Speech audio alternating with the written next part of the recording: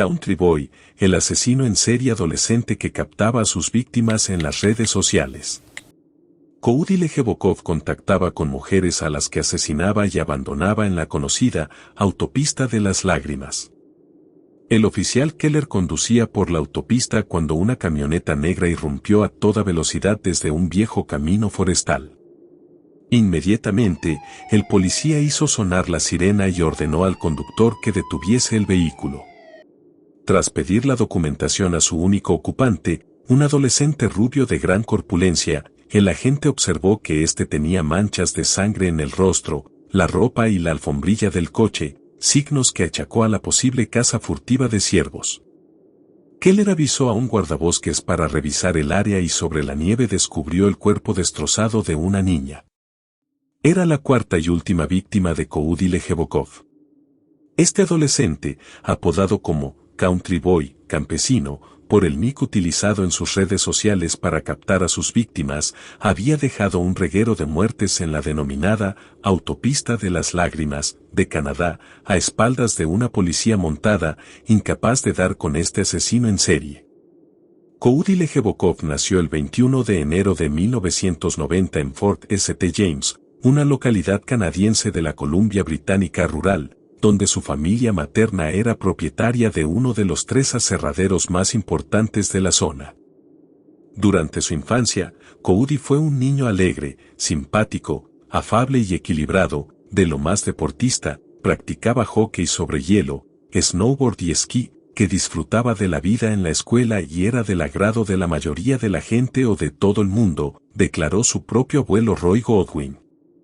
Era un chico popular, que además de salir de caza o de pesca con el anciano, también le gustaba ir de fiesta con amigos, aunque a veces solía sacar su lado más violento al meterse en alguna que otra pelea de bar.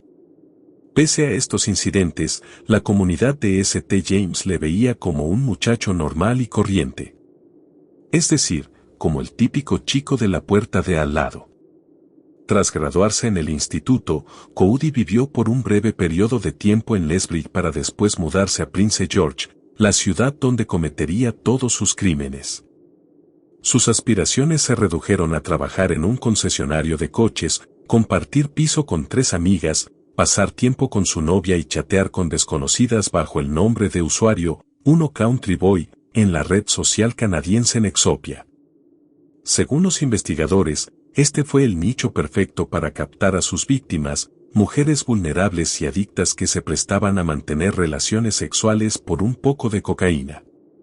Coudi, que a sus 19 años también estaba enganchado al polvo blanco, inició esta ola de crímenes seriales el 9 de octubre de 2009, cuando se citó con una aspirante a cantante, Jill Stuchenko, de 35 años y madre de 6 hijos.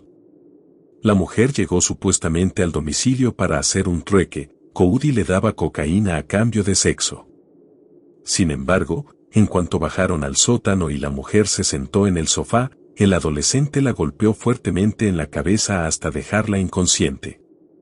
Después, la violó brutalmente y, acto seguido, la emprendió a cuchilladas y golpes en lo que terminó siendo una paliza mortal.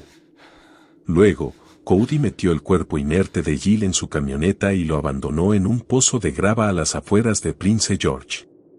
Al regresar a casa, el muchacho intentó limpiar la sangre que empapaba el sofá, pero le fue imposible eliminarla.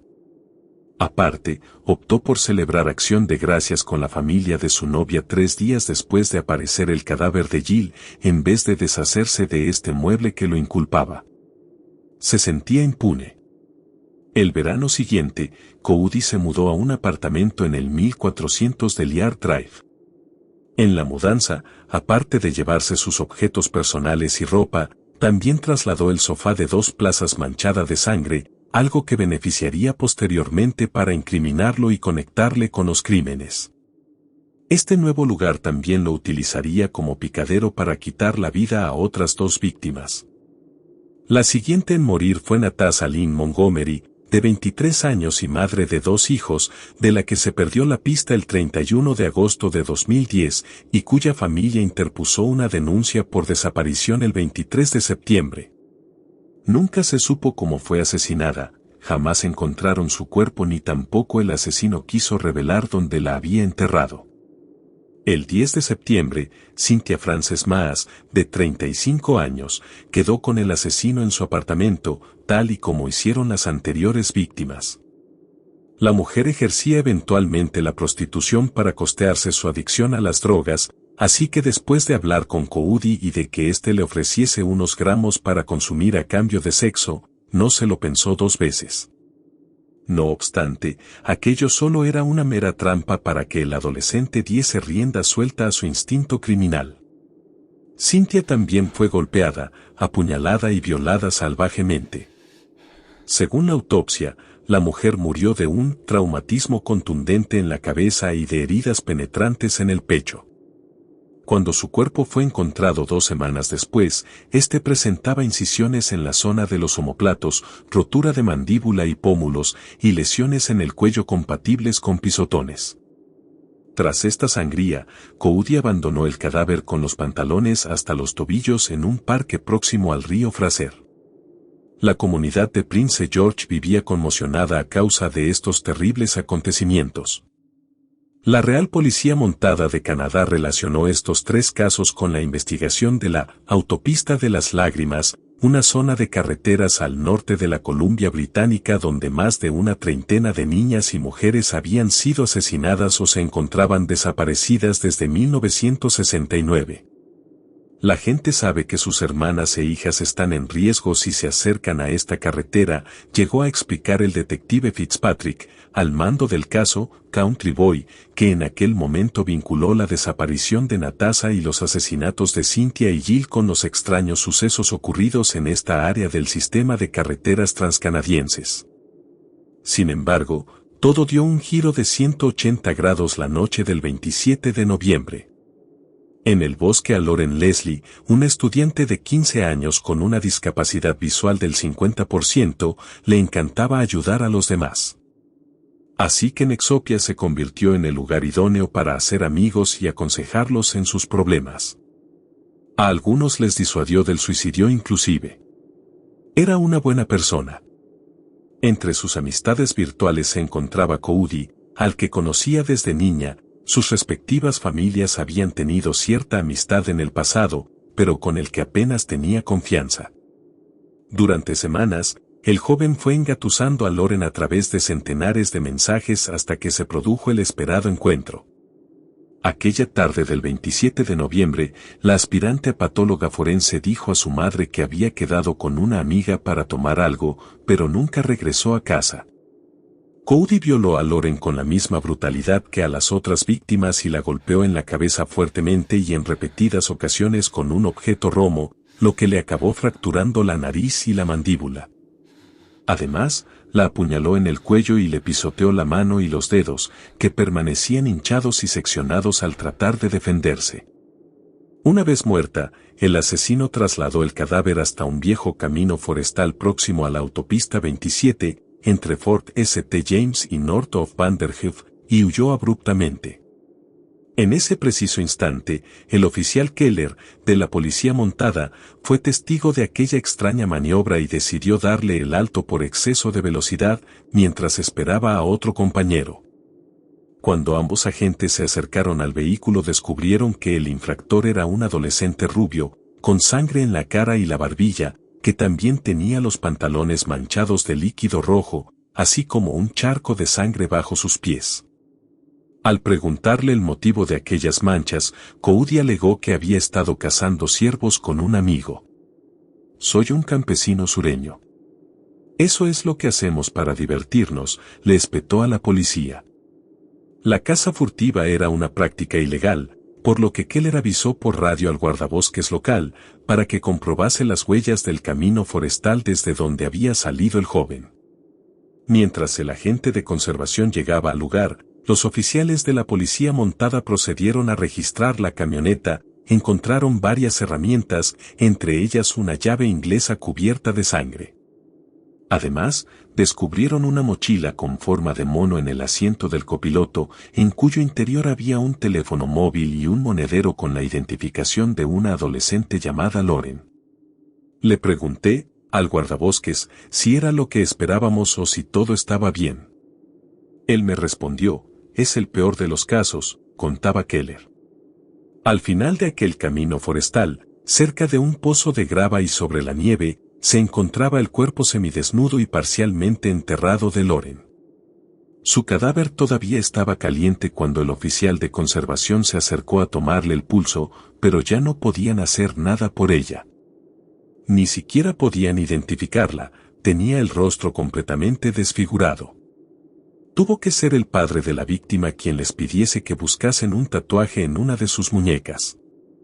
Cuando lo comprobaron, se podía leer, Grip Fast, el lema de la familia Leslie. Cody fue detenido de inmediato y llevado a la comisaría. Durante el primer interrogatorio, el joven negó cualquier vinculación con el asesinato de la chica, se limitó a decir que, tras descubrir el cuerpo y tocar los objetos, decidió llevárselos para evitar represalias. Sin embargo, en cuanto registraron su teléfono, descubrieron los cientos de mensajes que se había intercambiado con la víctima. Entonces, la versión de Cody cambió y afirmó que Loren se había suicidado. El relato que hizo de los hechos fue de lo más estrambótico, aseguró que mantuvieron relaciones sexuales consentidas, pero que de pronto la chica empezó a golpearse primero con los puños y después con una llave tubular, para terminar ese autoataque apuñalándose a sí misma con un cuchillo.